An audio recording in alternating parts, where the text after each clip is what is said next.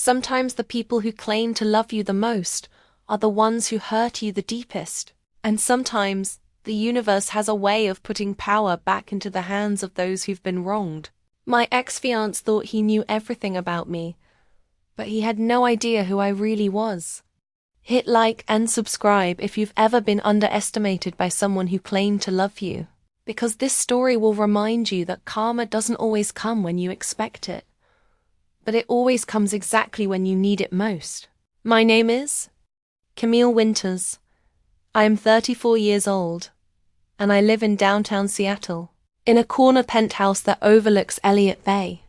From my floor-to-ceiling windows, I can see the ferries cutting through the grey-green water, carrying people to places they've never been before. I've always found something poetic about that, the idea that you can board a vessel and emerge somewhere completely different, transformed by the journey itself. I suppose that's what happened to me. In a way, not on a ferry, but through betrayal, through the kind of devastation that either breaks you completely or forges you into something stronger, more resilient, more dangerous in the most elegant way possible. 3 years ago, I was a different person entirely. I was softer then, more trusting, more willing to believe that love was enough to build a life on. I was engaged to Marcus Holloway, a man I'd met during my graduate studies in business administration. Marcus was charming in that effortless way some men possess, tall, well-dressed, with the kind of confident smile that made you feel like you were the only person in the room. He worked in marketing for a mid-sized tech company, and while his salary was modest, his ambitions were grand. He talked constantly about the deals he was going to close, the promotions he was going to earn, the life we were going to build together. I believed him. More than that, I supported him. While Marcus focused on climbing the corporate ladder, I was quietly building something much more substantial. My business consulting firm, Meridian Solutions, had started as a small operation I ran from our shared apartment. What began as helping local businesses optimize their operations had evolved into something far more significant. By the time Marcus proposed, I was managing accounts worth millions of dollars, providing strategic guidance to companies across the Pacific Northwest. But Marcus never seemed to grasp the scope of what I'd built. When clients called during dinner, he'd roll his eyes and mutter about my little side business. When I mentioned a particularly challenging project, he'd pat my hand condescendingly and suggest I shouldn't stress myself over small-time consulting work. He saw my success as a hobby, something quaint and temporary that I'd naturally abandon once we were married and I could focus on supporting his career properly. I found his dismissiveness frustrating, but I attributed it to his own insecurities. Marcus had always been competitive, and I assumed that once he achieved the professional success he craved, he'd be more supportive of my accomplishments. Love, I believed, could weather these small storms of ego and misunderstanding. The first crack in our relationship appeared during what should have been a celebration. I'd just signed my largest contract to date, a comprehensive restructuring project with a major retail chain that would pay Meridian Solutions more in 6 months than Marcus made in 2 years. I'd worked for months to secure this deal, flying to meetings in Portland and Vancouver, crafting detailed proposals, proving my worth against established firms with decades of experience. When I told Marcus about the contract, he was washing dishes in our kitchen, his sleeves rolled up, soap suds clinging to his forearms. I remember the exact moment because I'd been so excited to share the news. I'd imagined him dropping the plate he was holding, sweeping me into his arms, telling me how proud he was of what I'd accomplished. Instead, he dried his hands methodically on a kitchen towel and said, "That's great, Cam. Really great. But you know you can't keep this pace up forever, right? Once we're married, you'll want to slow down, maybe think about starting a family." The words hit me like cold water. Slow down? Marcus, this is the biggest break of my career. This contract could set us up for life. He smiled, that patronizing smile I was beginning to recognize. I know you think it's important, but let's be realistic. How long can you really keep juggling all these clients? It's not sustainable for a woman in her 30s who wants a family. I should have recognized the red flags then. The way he diminished my achievements. The casual sexism wrapped in concern for my well-being. The assumption that my dreams were somehow less valid than his. But I was so invested in our relationship, so committed to the future we'd planned together, that I rationalized his behavior. He was under pressure at work. I told myself he was worried about money, about keeping up with my success. Once he felt more secure, he'd be the supportive partner I knew he could be. The second crack came 6 months later, during a dinner with his colleagues. Marcus had been promoted to senior marketing manager, and his new team was celebrating at an upscale restaurant in Bellevue. I joined them reluctantly, knowing from past experience that Marcus's co-workers treated me like an accessory, rather than a person with my own career. But I wanted to support him, to show that I was proud of his achievement. The conversation inevitably turned to work, and Marcus's new boss, David Chen, asked me what I did for a living. I'd learned to downplay my success in these situations, knowing that Marcus was uncomfortable when I received too much attention. So I simply said I ran a small consulting firm. David's interest was piqued. What kind of consulting? I might know some people who could use your services. Before I could answer, Marcus laughed and waved his hand dismissively. It's really just a hobby. Camille helps some local shops with their bookkeeping. That sort of thing, nothing too serious. The table fell silent. David looked confused, and I felt my face flush with embarrassment and anger. That afternoon, I'd finalized a deal with a manufacturing company that would bring in more revenue than Marcus's entire department generated in a quarter. I'd spent 3 years building Meridian Solutions into a respected firm with clients across multiple industries, and Marcus had just reduced it to helping local shops with their bookkeeping.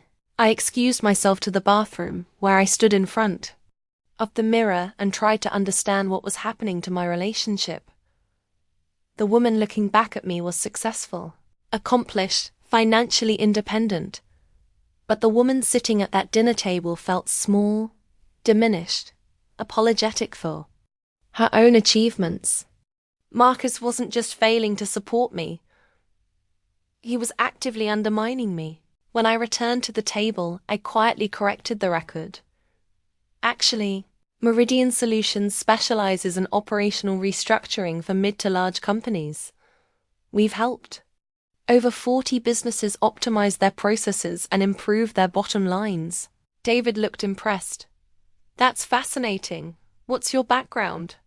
I told him about my MBA, my experience in management consulting, the specialized certification I'd earned in organizational psychology. As I spoke, I watched Marcus's face grow increasingly tense. His colleagues were asking intelligent questions about my work, treating me with the professional respect I'd been craving. For the first time in months, I felt like myself again. But when we got home, Marcus was furious. Did you have to make such a big deal about your work? You completely overshadowed my promotion. I was just being honest about what I do. You were showing off. Do you know how that makes me look? Like I can't provide for my own fiancée, so she has to go out and play businesswoman to make ends meet.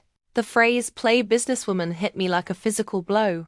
I'd been building my career for years, working 18-hour days, sacrificing social plans and personal time to establish myself in a competitive industry. And Marcus saw it as playing. This isn't about you providing for me, I said, trying to keep my voice steady. This is about my career, my passion, my identity. I'm not going to apologize for being successful. Identity? Marcus scoffed. Your identity is going to be my wife. Or at least, it should be if you actually want this marriage to work. That night, I lay awake staring at the ceiling. Replaying our conversation, I'd spent so much time trying to make myself smaller, more palatable, more supportive of Marcus's ego. But I was starting to realize that no amount of self-diminishment would ever be enough. He didn't want a partner, he wanted an accessory. Someone who would make him look good without ever threatening his sense of superiority. The final crack came during what should have been the happiest time of our relationship. We were planning our wedding, scheduled for the following spring. I'd been handling most of the arrangements myself, juggling venue bookings and vendor meetings alongside my demanding client schedule. Marcus had been working late more frequently, claiming his new promotion came with increased responsibilities. I didn't question it at first. I was proud of his dedication, and I understood the pressure of taking on a new role. But as the weeks passed, I noticed changes in his behavior. He was more secretive with his phone, more evasive about his schedule. When I suggested we spend a weekend looking at honeymoon destinations, he said he was too busy to think about vacation planning. The revelation came in the most cliched way possible. Marcus had left his laptop open on our kitchen table, and when I walked by, I saw an email notification from someone named Jessica. The preview showed enough of the message to make my stomach drop. "Can't wait to see you tonight. I've been thinking about what you said about Camille, and I think you're right. You deserve someone who actually appreciates you." I stared at the screen for a long moment, my mind struggling to process what I was seeing. Then with trembling hands, I opened the email thread.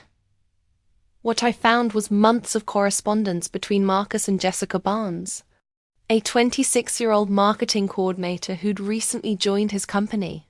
The emails started professionally enough, but quickly evolved into something more intimate. Marcus complained about feeling unappreciated in our relationship, about how my success made him feel inadequate.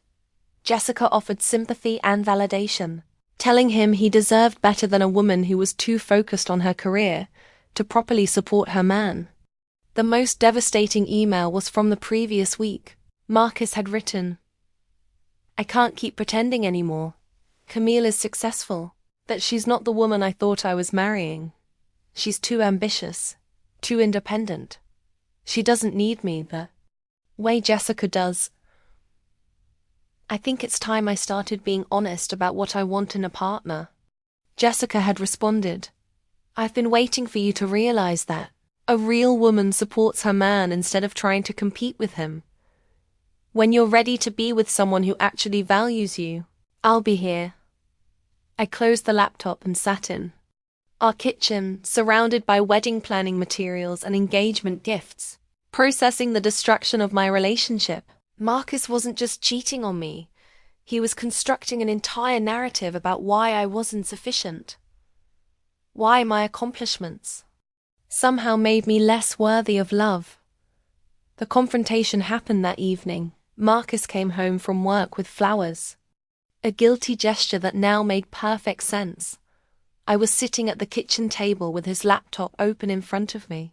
"We need to talk," I said. He saw the screen, and the color drained from his face. For a moment, he looked like he might try to deny it, but then his expression hardened into something cold and defensive. "I didn't want you to find out like this," he said, setting the flowers on the counter. "How long has this been going on?" 3 months, but Camille, you have to understand." "I don't have to understand anything. You're cheating on me with a woman you work with, and you've been planning to leave me for her." Marcus sat down across from me, and I could see him shifting into the manipulative mode I'd witnessed during his sales presentations. "This isn't about Jessica. This is about us, about what we've become. You're so focused on your business that you've forgotten we're supposed to be building a life together. So, you decided to build a life with someone else instead." I decided to find someone who actually wants to be with me, not someone who sees me as an obstacle to her career.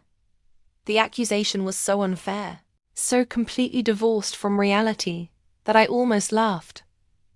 "Marcus, I've supported you through every promotion, every setback, every late night at the office. I've planned our entire wedding while managing my clients and growing my business. How exactly have I treated you like an obstacle? You make me feel small, Camille. Do you know what it's like to be engaged to someone who earns more than you do? To go to dinner parties where your fiancé is the most successful person in the room? Jessica looks up to me. She admires what I've accomplished. She doesn't make me feel like I'm not enough.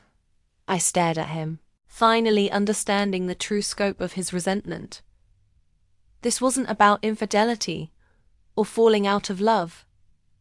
This was about his inability to handle being with a woman who was more successful than he was. He'd rather be with someone who made him feel superior than someone who challenged him to grow.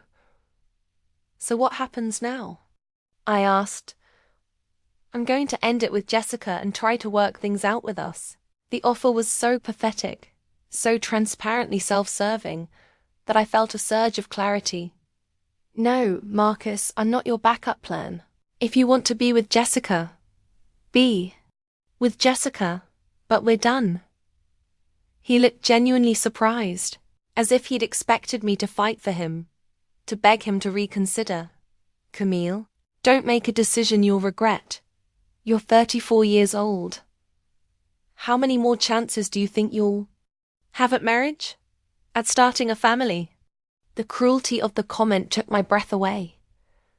He was trying to use my age, my desire for partnership, as weapons against me. He wanted me to believe that I was lucky to have him, that his betrayal was somehow my fault for being too successful.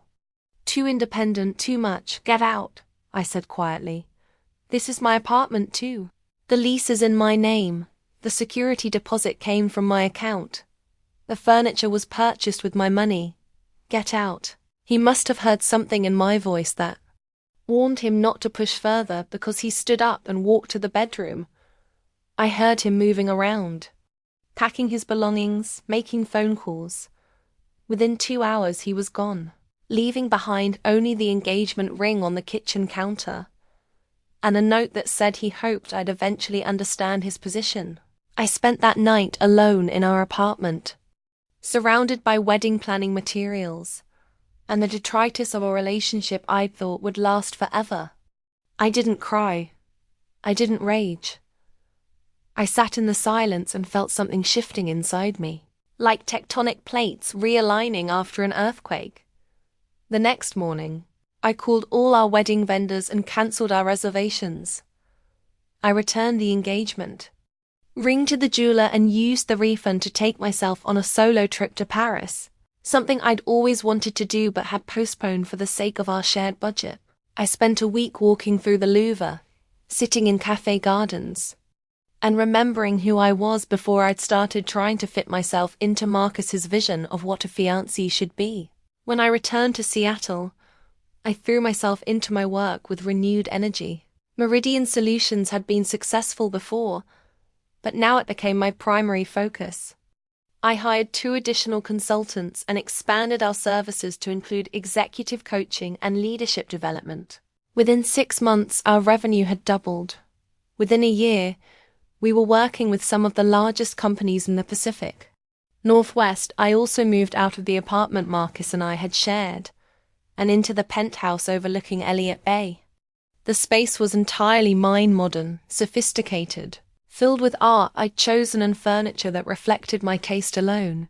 For the first time in years, I felt like I was living in my own life instead of adapting to someone else's expectations. I didn't hear from Marcus for over a year. Occasionally, mutual friends would mention seeing him around town with Jessica, but I felt no curiosity about his new relationship. I was too busy building something extraordinary to waste time looking backward. The beginning of my revenge came through pure coincidence, though I've learned to believe that the universe has a sense of timing when it comes to justice. I was at Revenge Treats, a bakery that had become my favorite spot for morning coffee and afternoon meetings. The owner, Helena, made the most incredible pastries, and the atmosphere was perfect for informal client consultations.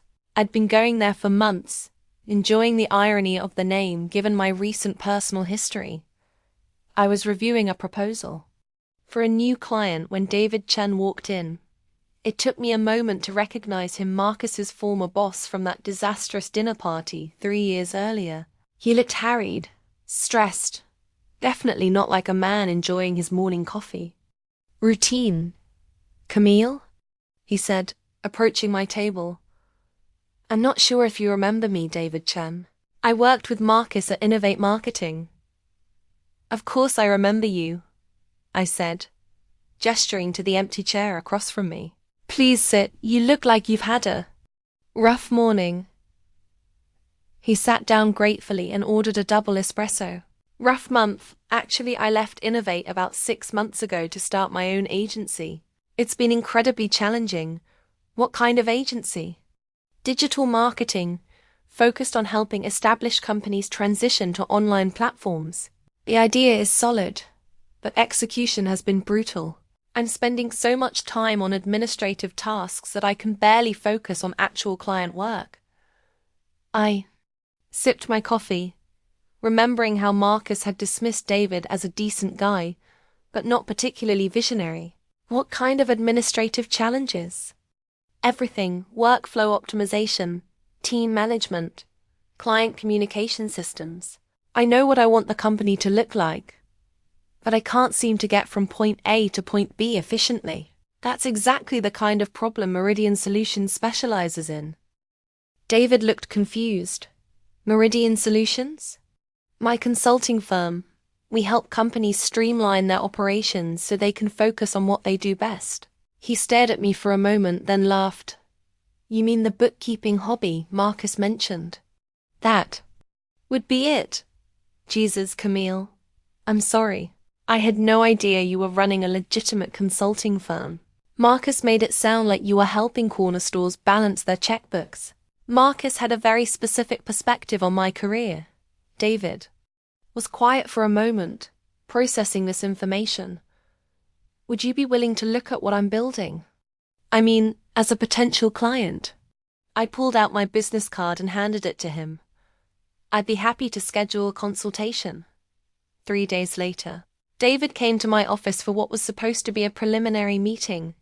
He brought financial records, organizational charts, and a list of problems that would have overwhelmed most new business owners. But as I reviewed his materials, I felt the familiar thrill of seeing a solvable puzzle. Chen Marketing Solutions had solid fundamentals, good client relationships, quality work, reasonable pricing, but their internal systems were chaos. They had no standardized processes for project management, no clear communication protocols, and no scalable structure for growth. David was trying to handle everything himself, which was burning him out and limiting his company's potential. "This is completely fixable," I told him, "but it's going to require a comprehensive overhaul of how you operate." "What kind of timeline are we talking about?" 6 months for full implementation, with measurable improvements starting within the first month. David looked relieved for the first time since I'd seen him at the bakery. "What would something like this cost?" I quoted him a price that was substantial but fair, given the scope of work involved. David didn't flinch. "When can we start?" "I'll have a detailed proposal to you by the end of the week." That weekend, I crafted one of the most comprehensive restructuring plans I'd ever created. I outlined new systems for project management, client communication, team coordination, and financial tracking. I designed workflow protocols that would eliminate the bottlenecks currently strangling his operation. Most importantly, I created a scalable structure that would allow Chen Marketing Solutions to grow without losing efficiency. David signed the contract immediately. Working with David was a revelation. He was everything Marcus had never been: collaborative, respectful, genuinely interested in my expertise. He implemented my recommendations quickly and thoroughly, trusting my judgment even when the changes felt uncomfortable. Within a month, his team was operating more efficiently than they had since the company's founding. As we worked together, I learned more about David's background and his vision for Chen Marketing Solutions. He'd left his corporate job not out of frustration, but because he'd identified a genuine market opportunity. His approach to digital marketing was innovative and effective, combining traditional relationship building with cutting-edge technology. He was exactly the kind of client I most enjoyed working with: smart, ambitious, and willing to invest in doing things correctly. By the third month of our engagement, David's company had landed 3 major new clients and was generating enough revenue to hire additional staff. By the 6th month, they'd moved to a larger office space and were being recognized as one of the fastest-growing agencies in Seattle. "I can't believe the difference you've made," David said during one of our regular check-in meetings. 6 months ago, I was working 16-hour days and barely keeping up. Now I actually have time to focus on strategy and business development. That's what happens when you build systems instead of just working harder, I replied. You've created something scalable. I want to expand the contract, David said. I'd like Meridian Solutions to handle our ongoing operational consulting. This partnership has been too valuable to end. I was flattered but also cautious. David, at some point your company will be large enough that you'll want to bring these functions in-house. I don't want to create dependency. I'm not talking about dependency. I'm talking about competitive advantage. You understand my business better than anyone except me. Why would I want to lose that? We restructured our arrangement so that Meridian Solutions became Chen Marketing Solutions' primary operational consultant, with a retainer agreement that guaranteed ongoing support, while allowing both companies to grow independently. It was one of the most successful partnerships I'd ever developed. Over the following months, I watched David's company continue to expand. He hired talented people, landed high-profile clients, and developed innovative service offerings that set him apart from his competitors. Chen Marketing Solutions became known for delivering exceptional results, while maintaining the kind of internal efficiency that allowed them to take on projects other agencies couldn't handle. As David's business grew, so did our professional relationship. He frequently sought my input on strategic decisions, and I found myself genuinely invested in his success. He was building something impressive, and I was proud to be part of it. The irony of the situation wasn't lost on me. While I was helping David create a thriving business, Marcus was still working at Innovate Marketing, having never received the promotions he'd once been so confident about. Through mutual acquaintances, I'd heard that his relationship with Jessica had become complicated after she'd discovered he'd been similarly dismissive of her career ambitions. Apparently, Marcus's pattern of undermining his partners wasn't specific to me, but I wasn't thinking about Marcus. I was too busy building something extraordinary. The revelation came during a casual conversation at Revenge Treats. David and I had started meeting there regularly to discuss his company's progress in a more relaxed setting. Helena, the owner, had gotten to know us and always saved our favorite corner table. I hired a new senior marketing manager last week, David mentioned while reviewing some client proposals. The guy came highly recommended and his portfolio is solid. That's great. What's his background? He's been at Innovate Marketing for the past 4 years, worked his way up from junior associate to senior manager. His name is Marcus Holloway. I felt the world tilt slightly, like the moment when you realize you've been walking on ice that's thinner than you thought. Marcus Holloway? Yeah, do you know him? He mentioned he used to work with me at Innovate before I left. I took a sip of my coffee, buying time to process this development. We've met.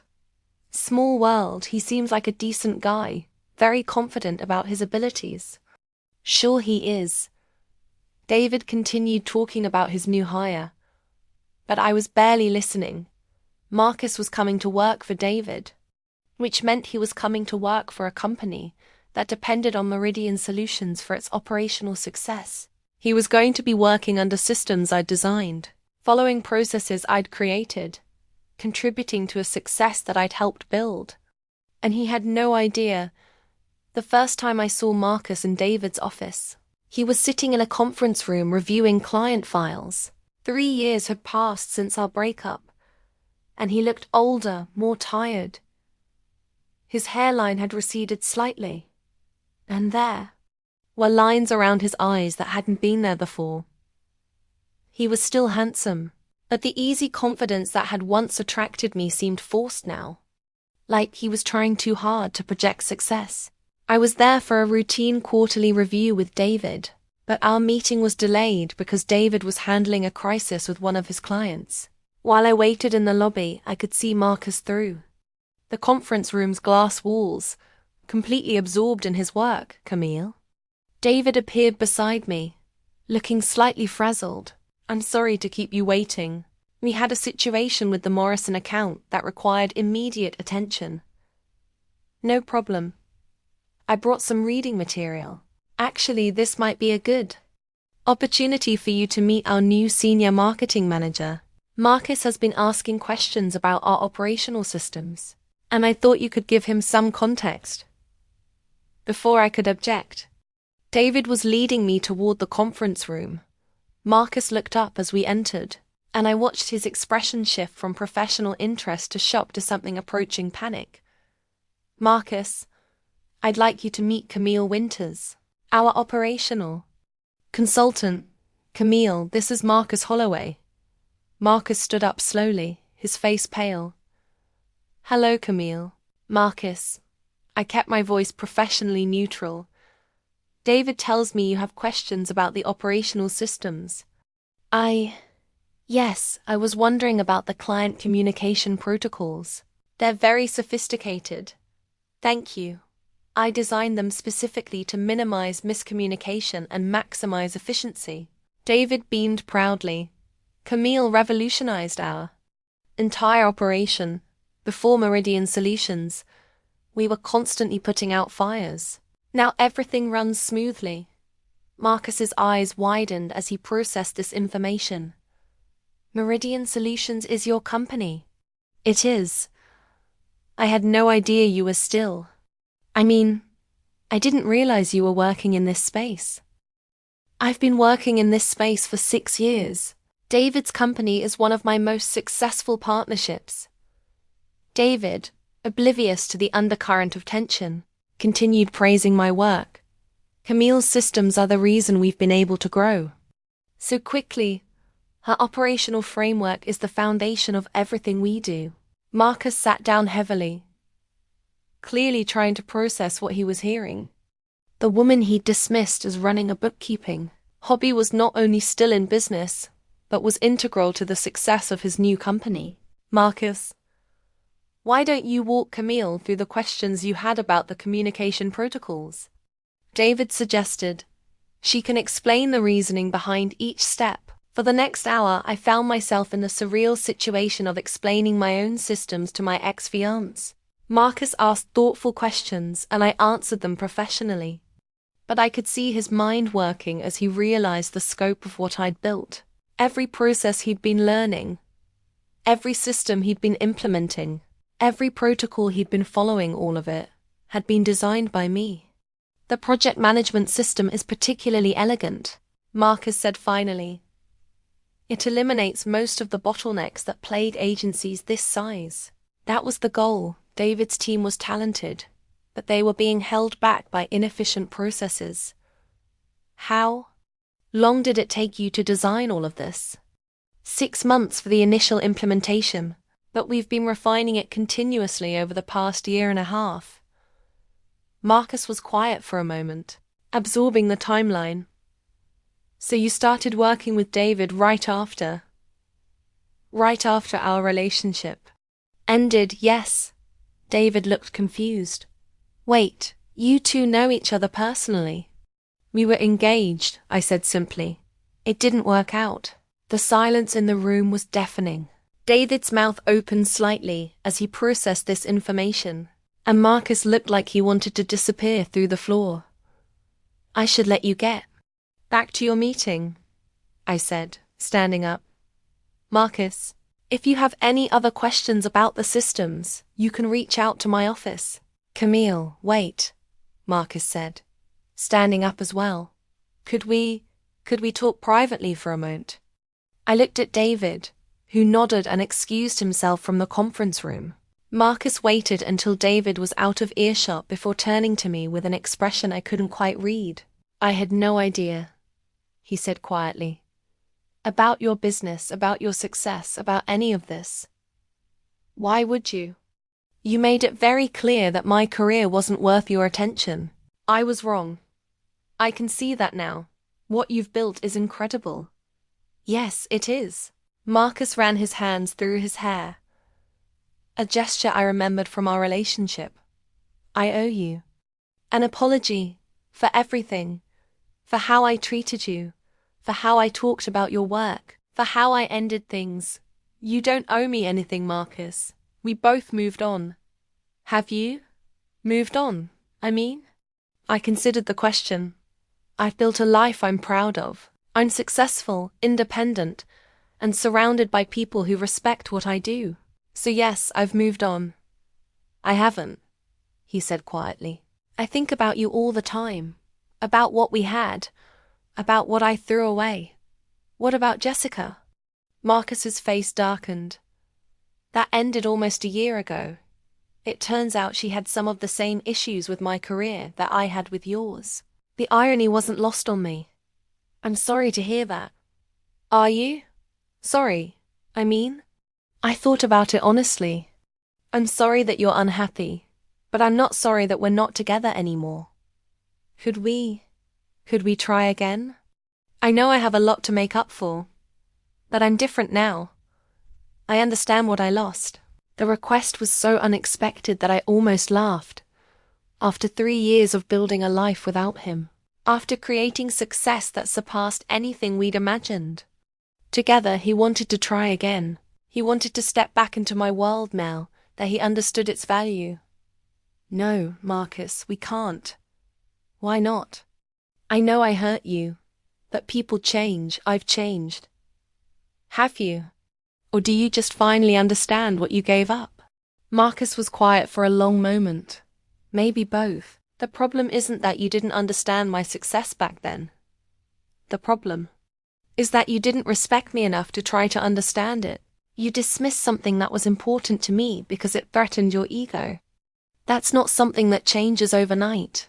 I know I made mistakes. You made choices. You chose to believe that your career was more important than mine. You chose to undermine me instead of supporting me. You chose to leave me for someone who made you feel superior. Those weren't mistakes, Marcus. They were decisions that revealed who you really are. He looked stricken. So that's it. There's no possibility of forgiveness. I forgave you a long time ago. But forgiveness doesn't mean I'm willing to repeat the same patterns. What if I could prove that I'm different now? You can't. Because the fundamental issue wasn't about your career or your insecurities. It was about respect. You didn't respect me then, and you don't respect me now. How can you say that? I just told you how incredible I think you are.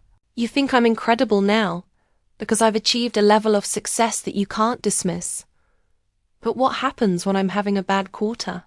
What happens when I make a mistake or face a setback? Will you still think I'm incredible then? Or will you go back to seeing me as someone who needs to be managed and minimized? Marcus opened his mouth to respond, but I held up my hand.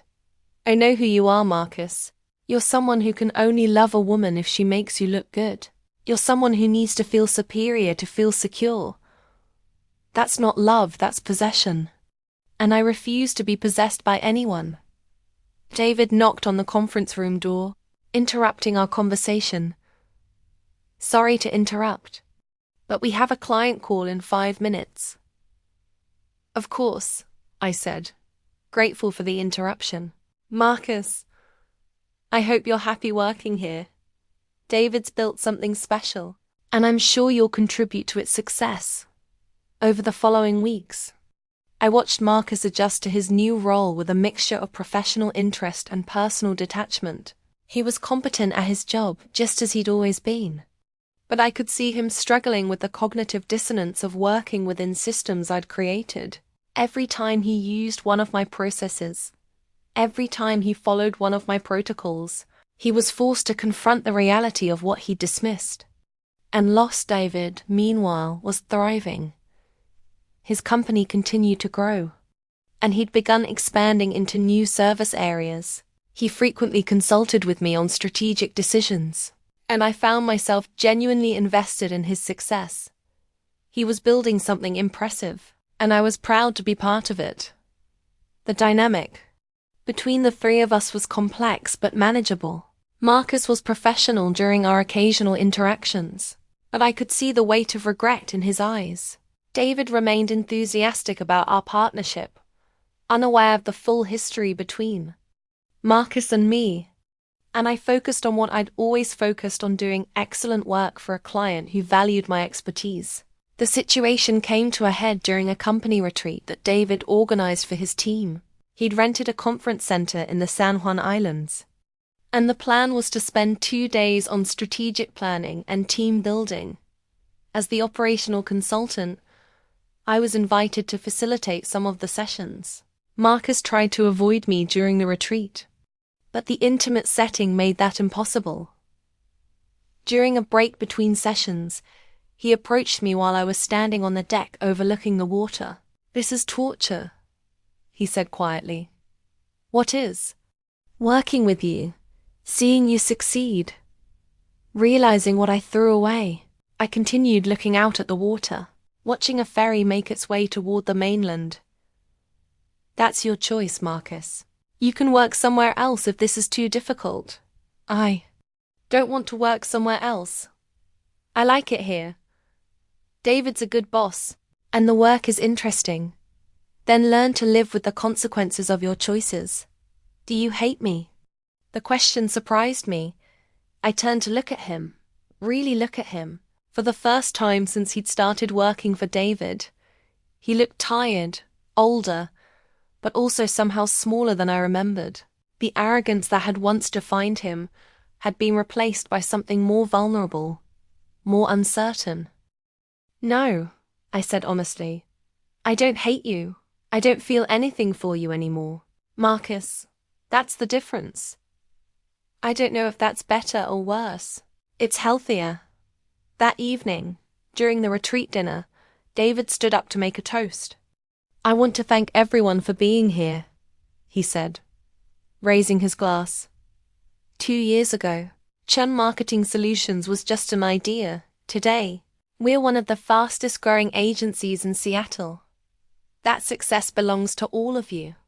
But I want to particularly acknowledge someone who's been instrumental in our growth." He turned toward me, and I felt a familiar warmth of professional recognition. Camille Winters and Meridian Solutions haven't just been our operational consultants. They've been our strategic partners. The systems Camille designed are the foundation of everything we do. The processes she created allow us to deliver exceptional work while maintaining the efficiency that sets us apart from our competitors. Camille, you've been essential to our success, and I'm grateful for everything you've done." The room erupted in applause, and I felt genuinely moved by David's recognition. But as I glanced around the table, I caught Marcus's expression. He was clapping along with everyone else, but his face was a mask of complicated emotions: pride, regret, and something that looked like awe. After dinner, I found myself alone with David on the conference center's deck. The rest of the team had gone inside for drinks and conversation, but David seemed to want a moment of quiet reflection. "I mean what I said in there," he told me. "I couldn't have built this without you. You had all the talent and vision. I just helped you organize it more effectively. It's more than that. You saw possibilities I couldn't see. You understood my business better than I did in some ways. That's what good consultants do." David was quiet for a moment, looking out at the water. "Can I ask you something personal?" "Of course. Marcus seems very affected by working with you. I know you said you were engaged, but was it serious?" "I considered how much to share. We were planning to get married. It ended badly. I'm sorry. That must make this situation complicated. It was complicated at first, but I've realized that working with you has actually provided a kind of closure I didn't know I needed. How so? For years, I wondered if Marcus was right about me. If I was too ambitious, too focused on my career, too unwilling to compromise. Seeing him work within systems I created, watching him succeed because of processes I designed. It's helped me understand that the problem was never with me. The problem was with his inability to handle being with a successful woman. David nodded thoughtfully. He's mentioned you a few times, always with a lot of regret. Regret is useful only if it leads to growth. I'm not sure Marcus has learned anything beyond the fact that he made a mistake. What do you mean?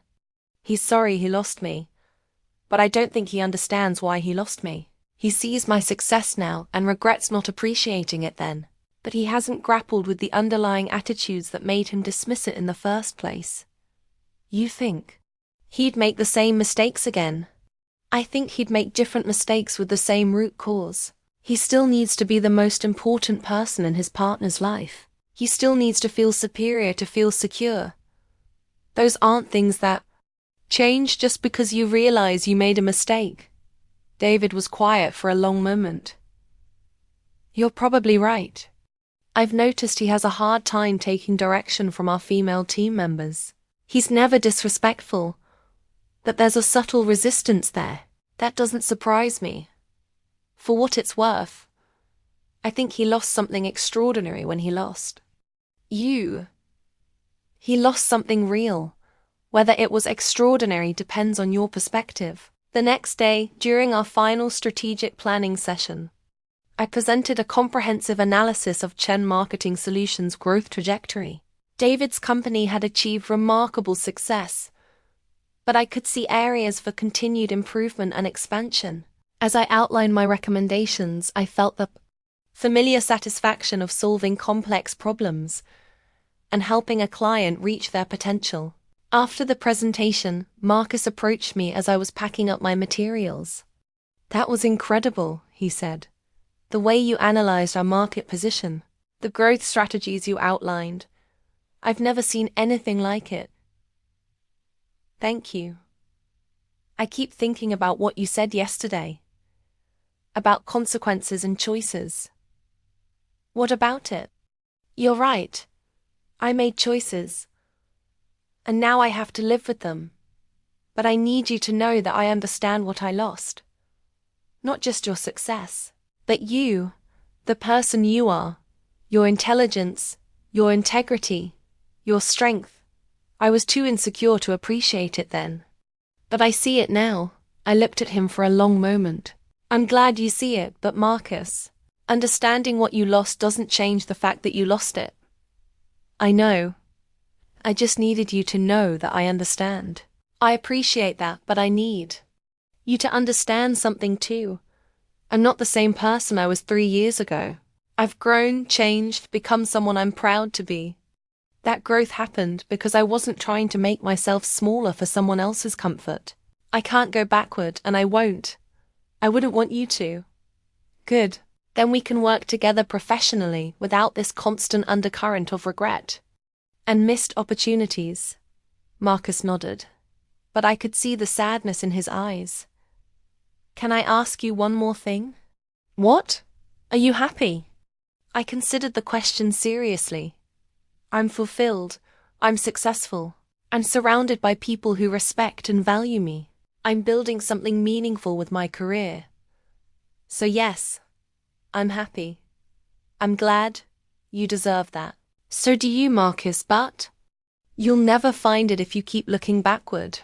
Over the following months, our working relationship settled into a comfortable rhythm. Marcus threw himself into his job with renewed energy, and I continued to provide operational support to David's growing company.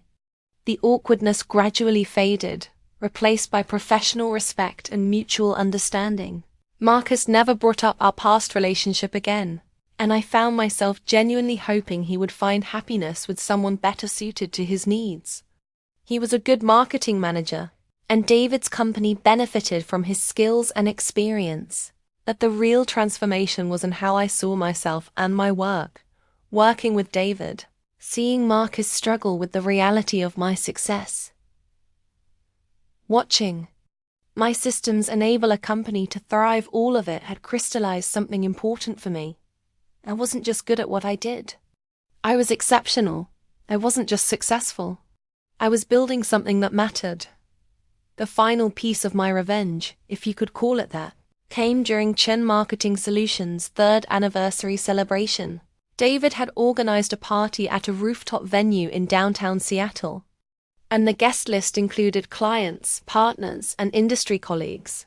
It was a celebration of everything the company had accomplished, and a recognition of the people who had made that success possible. I arrived at the party wearing a black dress that had cost more than Marcus's monthly rent, my hair styled in a way that made me feel confident and powerful. The view from the rooftop was spectacular, the city lights twinkling below, Elliott Bay stretching out toward the islands, the mountains visible in the distance. David introduced me to several potential clients, and I found myself energized by the conversations. These were sophisticated business people who understood the value of operational excellence, who appreciated the complexity of what I did. I exchanged business cards, scheduled follow-up meetings, and felt the familiar thrill of growing my business. At one point during the evening, I found myself in conversation with Sarah Mitchell, the CEO of a major retail chain that was considering hiring Meridian Solutions for a comprehensive restructuring project. Sarah was impressive, smart, decisive, and clearly successful in her own right. David speaks very highly of your work, Sarah said. He credits you with much of his company's success. David built something special. I just helped him organize it more effectively. That's modest of you. From what I understand, your systems are the reason his company has been able to scale so quickly without losing quality. Operational efficiency is the foundation of sustainable growth. Exactly. That's why I'm interested in exploring a partnership. My company is at a critical juncture, and I think we could benefit from your expertise. As we talked, I noticed Marcus watching from across the room. He was standing with a group of his colleagues, but his attention was focused on my conversation with Sarah. I could see him processing what he was witnessing, me networking with high-level executives, discussing multi-million-dollar projects, commanding respect and admiration. Later in the evening, David called for everyone's attention. I want to thank you all for being here tonight, he said. 3 years ago, I had an idea for a different kind of marketing agency. Today, Chen Marketing Solutions is recognized as one of the most innovative and efficient agencies in the Pacific Northwest. He paused, looking around the room. That success belongs to everyone on our team, but I want to particularly acknowledge someone who's been instrumental in our growth, Camille Winters. Would you join me up here? I made my way to the front of the room, feeling the eyes of everyone present. David handed me a microphone, and I looked out at the gathered crowd, clients, colleagues, competitors, and Marcus.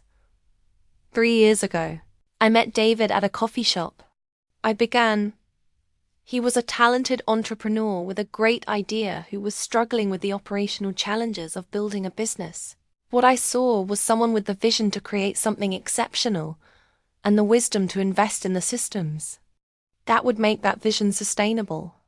I paused, making eye contact with various people in the audience.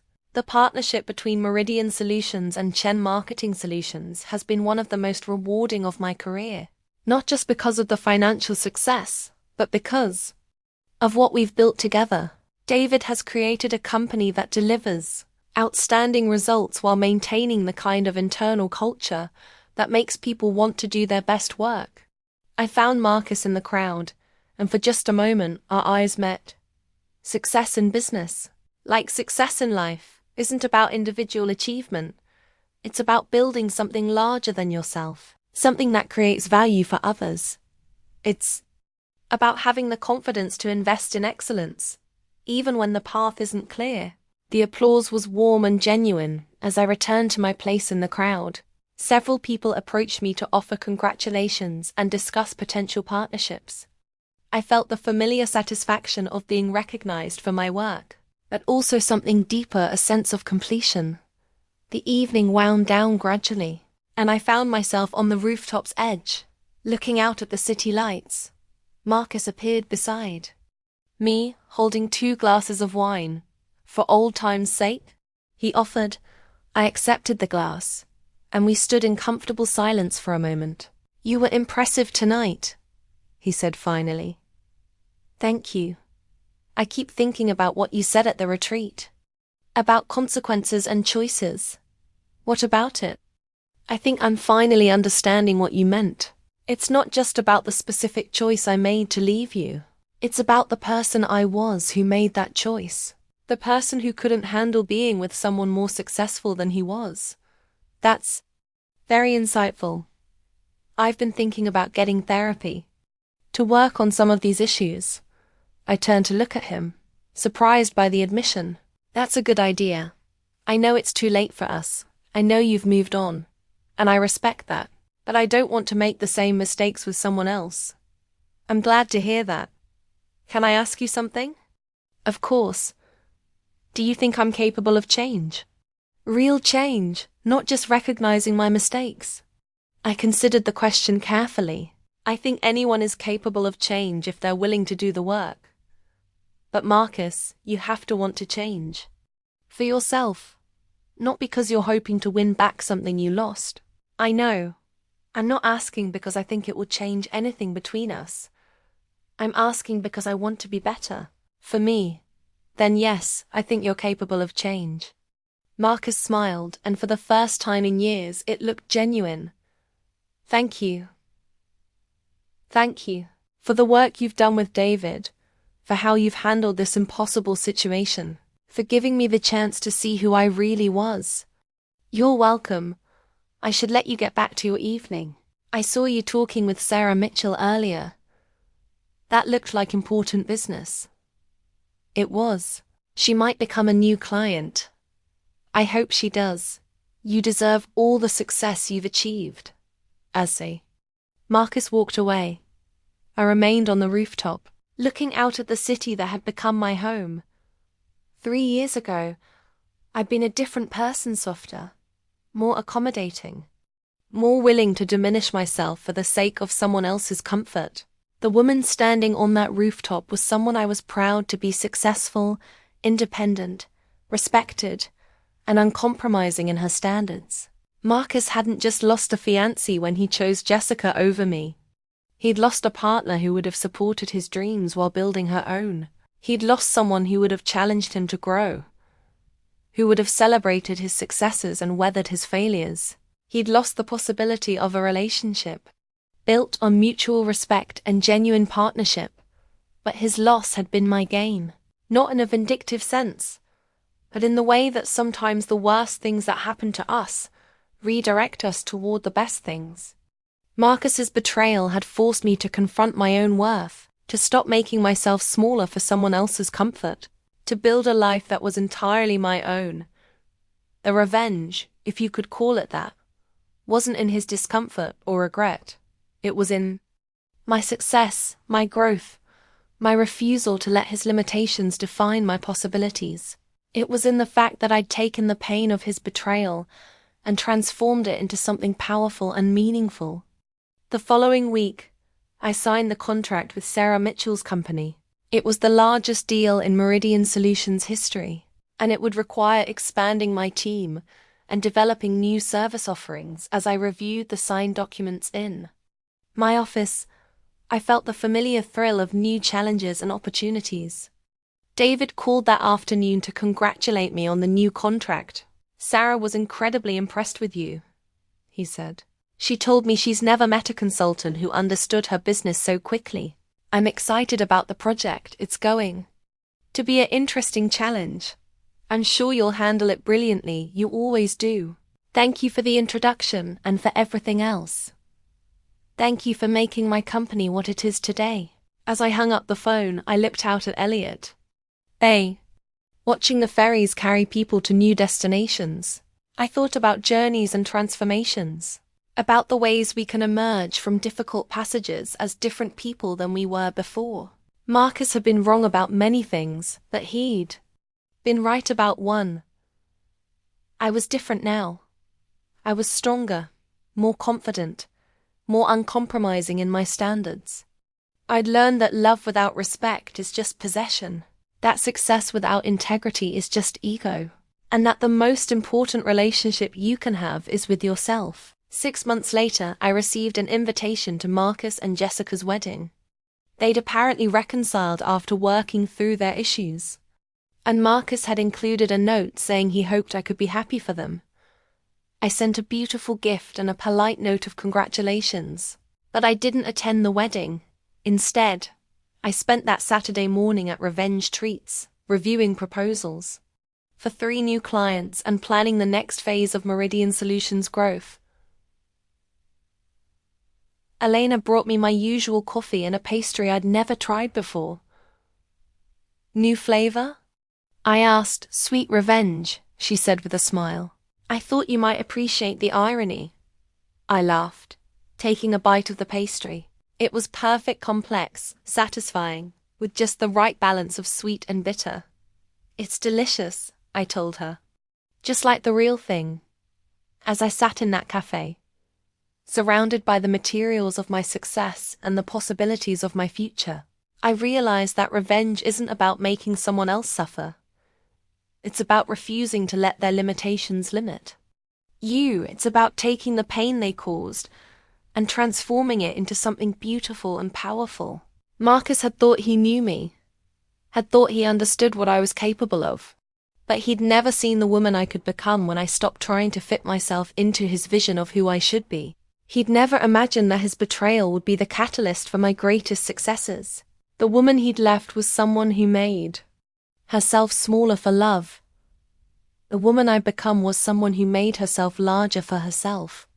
And that, more than any vindictive gesture or cruel comeback, was the sweetest revenge of all. 3 years later, Meridian Solutions had become one of the premier consulting firms in the Pacific Northwest. I'd helped dozens of companies optimize their operations, and my success had allowed me to be selective about the clients I worked with. I only partnered with businesses that shared my values and respected my expertise. David's company continued to thrive, and our professional relationship had evolved into a genuine friendship. Marcus had found his place within the organization, and while we rarely interacted directly, I'd heard he was doing good work and had grown more collaborative with his colleagues. I built a life that was entirely my own, successful, meaningful, and filled with people who valued me for who I was, rather than who they wanted me to be. I'd learned that the best revenge isn't about hurting someone who hurt you. It's about becoming so successful and fulfilled that their opinion of you becomes irrelevant. The ferry was pulling into the dock as I finished my coffee, and I watched the passengers disembark, carrying their luggage and their stories toward whatever came next. I understood now that betrayal, like travel, can take you places you never expected to go. Sometimes those places are dark and painful, but sometimes they're exactly where you needed to be all along. Marcus had thought he was trading up when he chose Jessica over me, but he'd actually been trading away the possibility of growing into someone worthy of genuine partnership. He'd chosen comfort over challenge, superiority over equality, possession over love. I'd chosen differently. I'd chosen to become someone worthy of the life I wanted to live. And in doing so, I discovered that the best revenge is living well, not in spite of someone else's betrayal, but because of your own courage to demand better. The morning sun was streaming through my office windows as I opened my laptop and began working on a proposal for a new client. Outside, the city was coming alive with the energy of people pursuing their dreams, building their futures, creating something meaningful from the raw materials of their ambition and talent. I was one of them now, in a way I'd never been before. Not someone trying to fit herself into someone else's vision of success, but someone creating her own definition of what a life well lived could look like. Marcus had given me an unexpected gift when he chose to leave me for Jessica. He'd freed me from the exhausting work of making myself smaller, from the constant effort of managing his insecurities, from the suffocating limitations of his vision for our shared future. In losing him, I'd found myself, and that was the most perfect revenge of all.